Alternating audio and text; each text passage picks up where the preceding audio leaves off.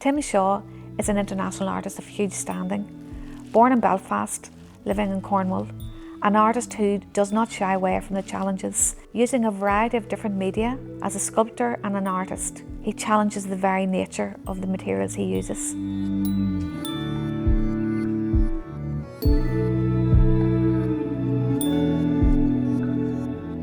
Welcome to the Art of Conversation with Noelle Mc Alinden. I'm absolutely thrilled, as part of the Northern Ireland Mental Health Arts Festival, to have this opportunity filmed by NVTV to celebrate the work of Tim Shaw. Tim, you're very, very welcome. Thank you very much. Tim, we have been very excited about the fact that you've been part of our festival this year. The theme of our festival is catharsis. We are very much dedicated to the importance of challenging the stigma associated with mental health and well-being. So you've quite a following, Tim. You are an internationally renowned sculptor, born and bred in Belfast, but living in England. And you're home regularly to see family and friends. And at least twice a year. At least twice a year. And of course, you've an ongoing partnership as well with the Armagh Rhymers, and we'll hear a little bit more about that. So Tim Shaw, who are you really? Oh goodness!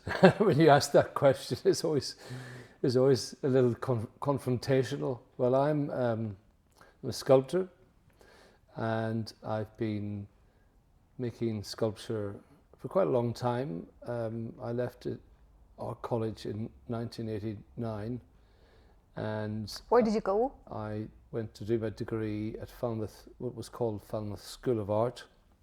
I did want to go off and do an MA, but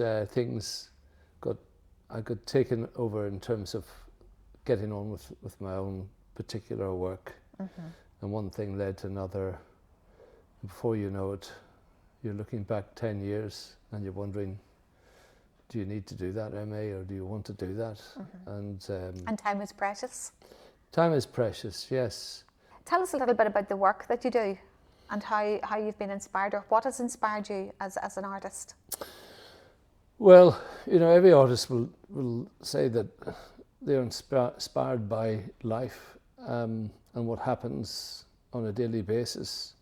But I think that looking back, the work that I've created is related to ritual, conflict and war, and I suppose metamorphosis as well.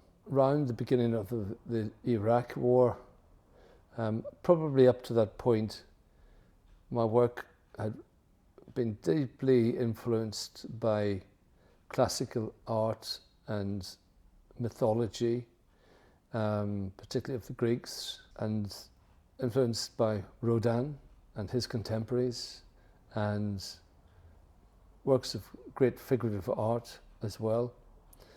But it seems when the Iraq War came about, it kind of opened up the sluice gates of what happened growing up during the Troubles. The work that I created about the Iraq War was entitled Casting a Dark Democracy, which is precisely what that is about. It's about a shared response and outrage towards our country and the US going to war in Iraq. I created this piece, and it's of a figure based on the Abu Ghraib hooded prisoner. It's executed to 5.5 meters, made of steel, barbed wire, and black baling plastic, the type used for agricultural purposes to wrap bales of hay. So the figure sits in a wooden box and overlooks an oil pool which is 30 feet long. And this is real oil? Real oil, yeah. Yes. Yeah, sump oil. And how did you contain that oil? Because it seems quite contained on the floor space. Yeah, it's a wooden framing. Okay. Very obviously it has to be waterproof or oil-proof. And in fact, the very first version of that oil pool was in the shape of the Abu Ghraib hooded prisoner, an elongated, like a shadow cast almost. A cast shadow. Yes. If you look at it, it's both perplexing and intriguing. It's very, very powerful. Well, and the reflection in the oil is it's a very, very powerful statement. That had a huge impact on you. That photograph of that prisoner. I looked at it and straight away my stomach churns. I put the newspaper cutting of it on the wall, on the studio wall, and said that I would work about that one day. And 2.5 years later, I did. The hands out like this. There is also something religious about it. I thought about the crucifixion. There was something about that, and of course the torture that you implied would be relatable in that context as well. Yeah. You have the margins of the oil, then you have the sand. Yes.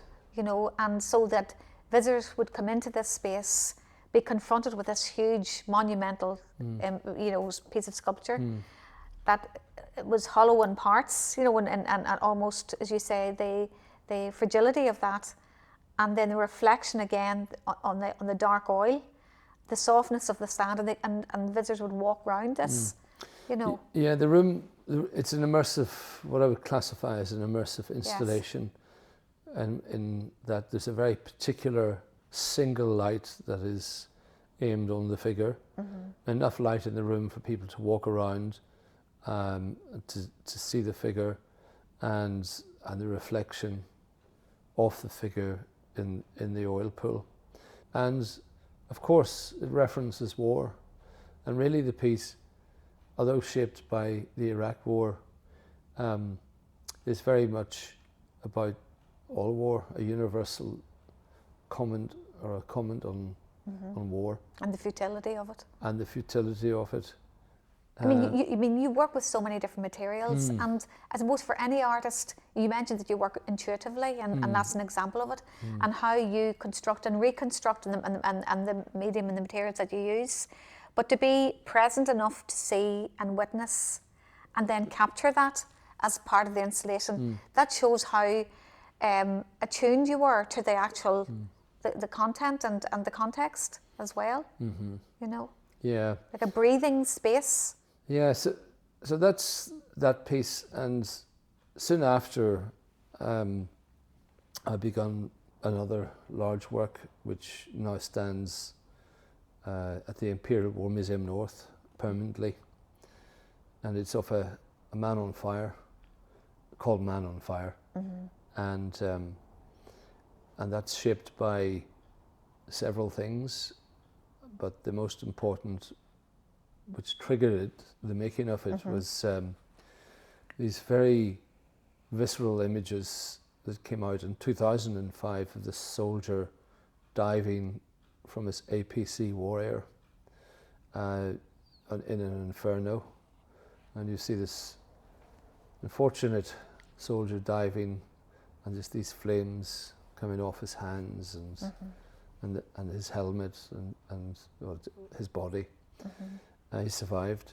I mean, that's very, very admirable to be able to use something so heavy and solid and make it look light. Yeah. And fluid. That's the movement that's captured there is very, very powerful. Took a long time, and I reworked it, and then I worked on it for a whole year, because it's a very sobering thought that you may have a show, and all artists do their best to whenever they're putting on a show, but it becomes even more sobering when you know that piece of work will be sitting out there permanently for the world to see. And a statement, a very powerful statement, again about the futility of war. As well, it's a very, very powerful thing to witness. It all balances on one leg, all 3.5 tons of weight, and as a bronze, it's bronze. As a bronze, yes. That was quite a feat for the foundry, for the chaps at Castle Foundry, Fine Art Foundry. And did you have to make it in pieces? or was it, It was casted in over 100 pieces. Oh my goodness. Possibly 150. I never got the correct answer, but... and did you start with a maquette? Or how did you begin? Well, yes, I did. But I want to just sort of finish on Man on Fire by saying that I wanted the viewer to, when they saw this piece of work, that they wouldn't walk by it without looking. And they would go back and look at the face. I wanted the face to communicate an unspeakable desperation, almost that desperation of a person passing from life to death. And I did a lot of research of that, and some very disturbing research as well. I can imagine. Rather haunting, actually, but it needed to be done. And I felt that I wanted people to look at this and think about the experiences that they may have had or known about, but I suppose the terror and the horror of war in faraway places. And we can't escape it. And I suppose that is the role, the very important role artists have, in that they reflect what the world around them and the world within us as well. Yeah. And I think that takes a particularly wide and varied range of skills as well. So tell me about some of the other pieces that you've been working on. I created a piece called Mother, There is Blue, There is Dangerous. And that was about an early childhood experience of being in a cafe when a bomb explodes, firebomb, below us. So the piece recounts a day when my mother and I were in a cafe and the bomb explodes. I'm also with my friend and his mother. Then just this air changed and like an explosion of blue air. It's a memory that I've held for a very long time. The work itself has chairs and tables and trays, and the trays move very slowly in a very hypnotic way. The air in the space is filled with a haze, and there are projections onto 3 of the 4 walls of people running shadows, because that's the memory I have of just shadow people.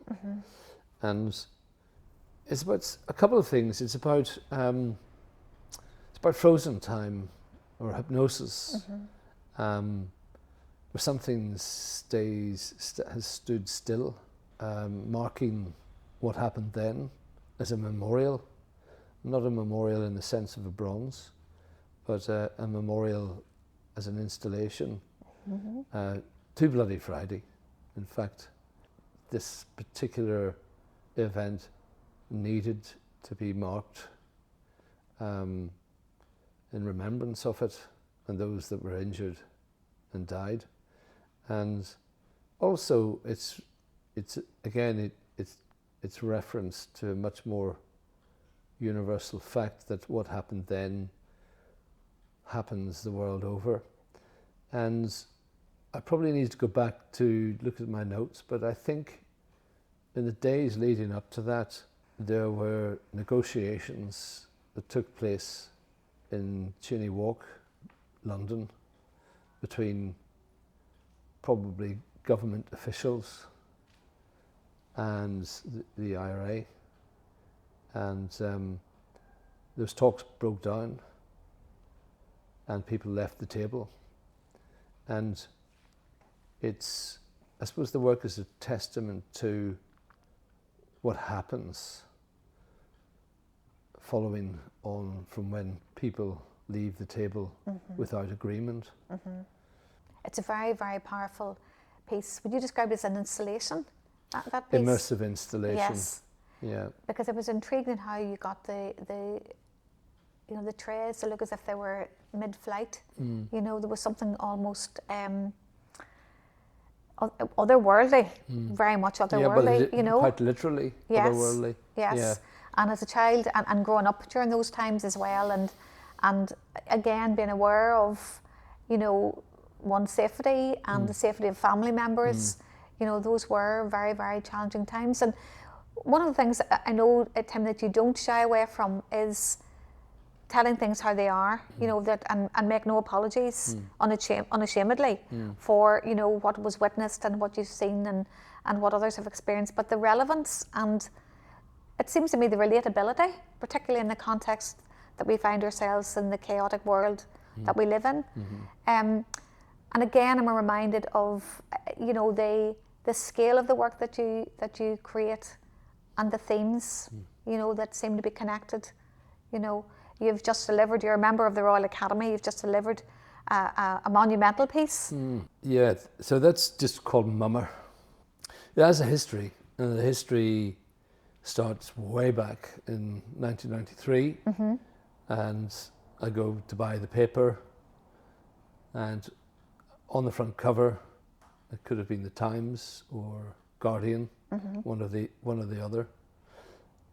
There is a photograph of these three straw-masked individuals with slits for eyes and mouth, and I'm absolutely arrested by the image, as you can imagine. Because you are a collector of masks and all Yes. sorts of, you know, you like the idea of having those as I suppose inspiration as well as, you know. Yes, well, masks have always intrigued me greatly, and also I was really into West African music from Senegal, and at the time, and I assumed when I looked at this image that I wonder what part of Africa this has come from, and then looked at the caption, and there at the bottom of the picture on the right hand side, it's Armagh Rhymers. Yeah. My mother and I went down the road to Armagh from Belfast, and my mother was deeply suspicious. She was very cautious. Remember you telling me? She kept asking me, who were these mummers?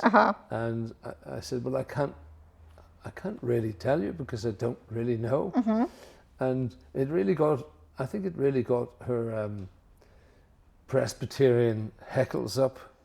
Anyway, we arrived to meet Dara and Anne, and we were very hospitable. And then I was shown these fantastic masks made from straw and bamboo. I would and still will, every Wren Day, which is Boxing Day, St. Stephen's Day, follow the mummers, the rhymers, to wherever they go. And come back. So I learned quite a bit. And rich resources for you as well. Very rich resources. Because that's actually how I got to know you, through, you know, Dara Valley and Anne Hart, you know, through the Armagh Rhymers, who, you know, again, spoke very, very highly of the work that you've done and the connections that you have, and you're hoping that will go even further, you know. So as a result of all of that experience and research, in 2020 I created these 6 small bronze figures. It was during COVID, and called The Mummer's Tongue Goes Whoring Amongst the People. And they've been exhibited as part of the Royal Ulster Academy. That's right. Exhibition, yes, in the Ulster Museum. That's right. And in fact, at the launch, I do remember the Armagh Rhymers appeared as part of the launch and caused quite a stir, which was fantastic. Fantastic.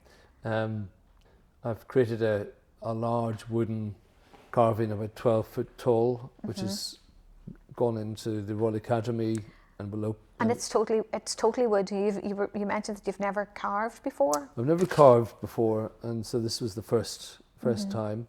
Carved from a 13-foot trunk of wood, the largest trunk of wood I think I've seen. And so I felt quite under pressure to make sure that I came up with something So they made something of it. And it looks at first glance like metal, you know, the way you've treated it.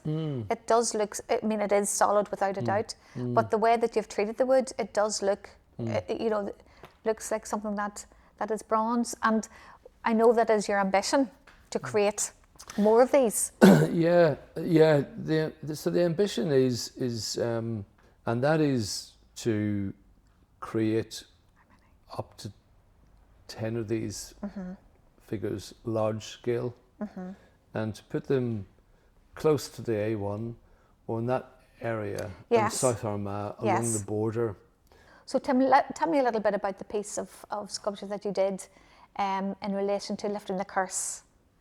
It was your response, I do believe, to something you felt very, very strongly about. Yeah.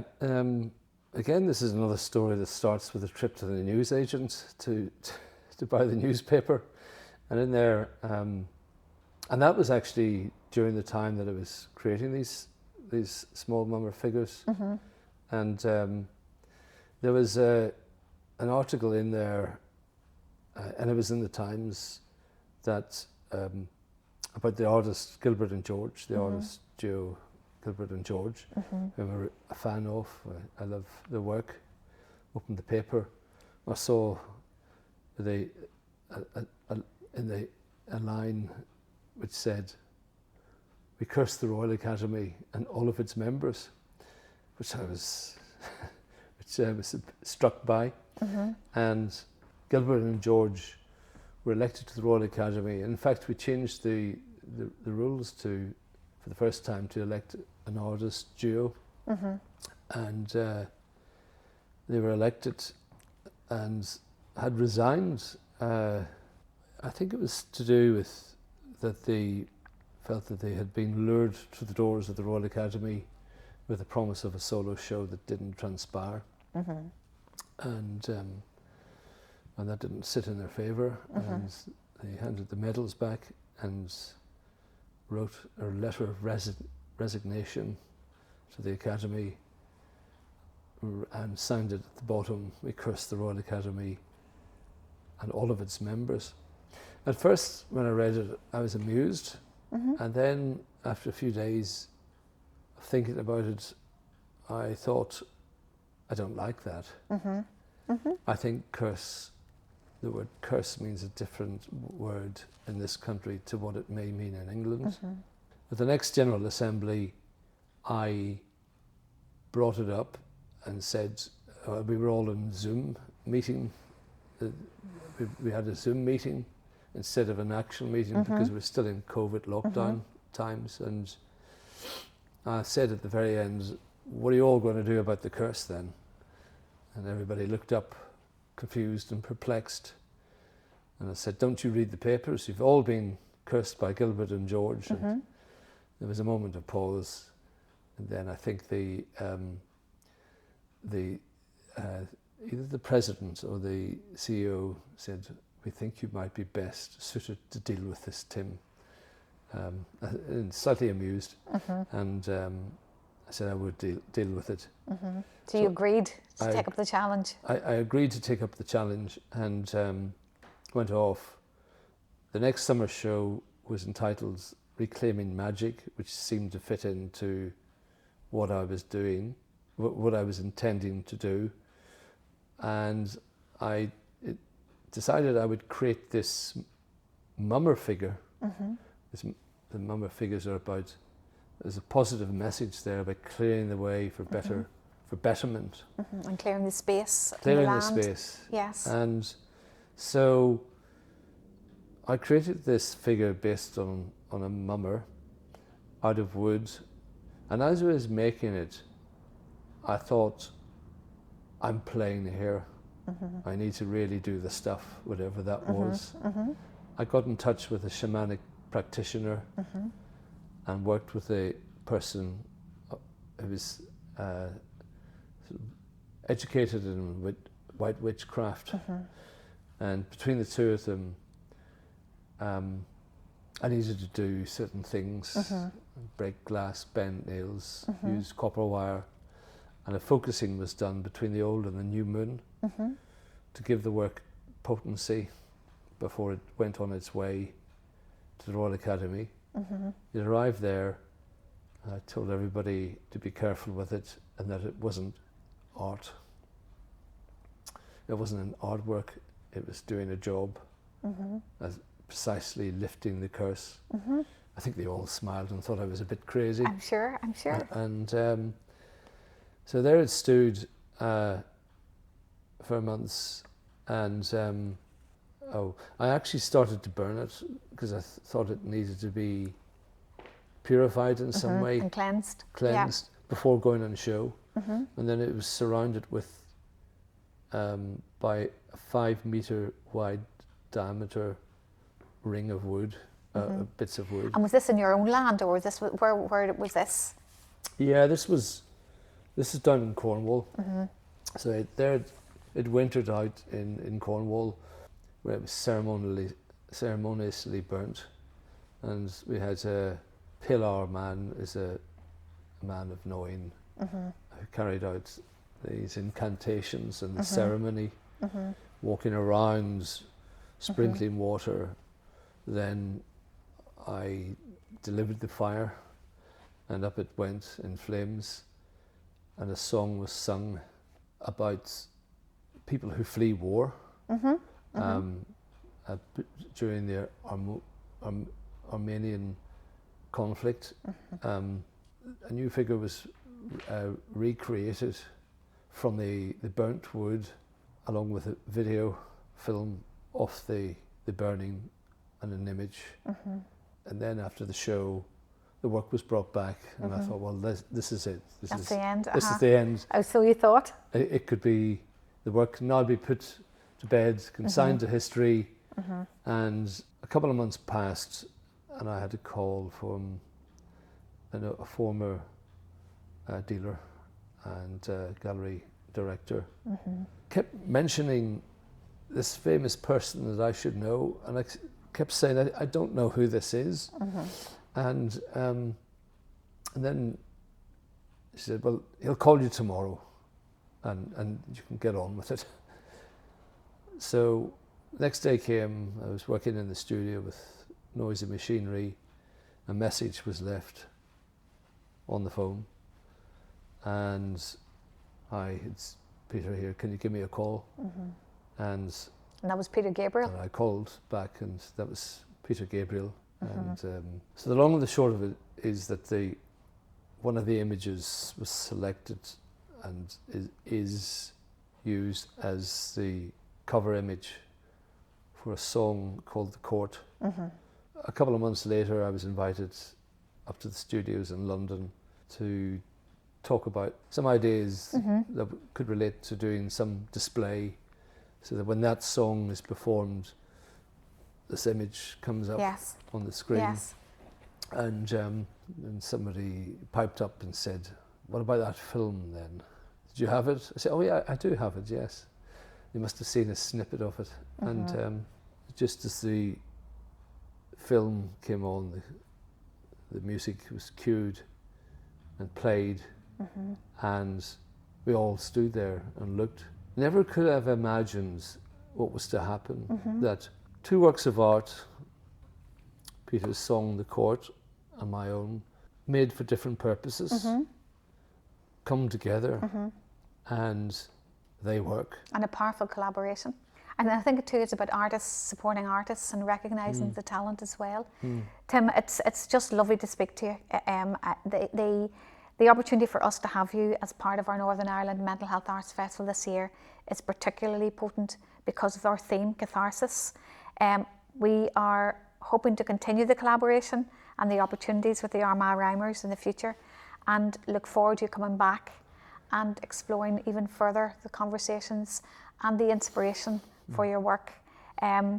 We hope that you are able to manifest your ambition to create these larger than life sculptures along the borders, and continue to celebrate the great work and the futility of war.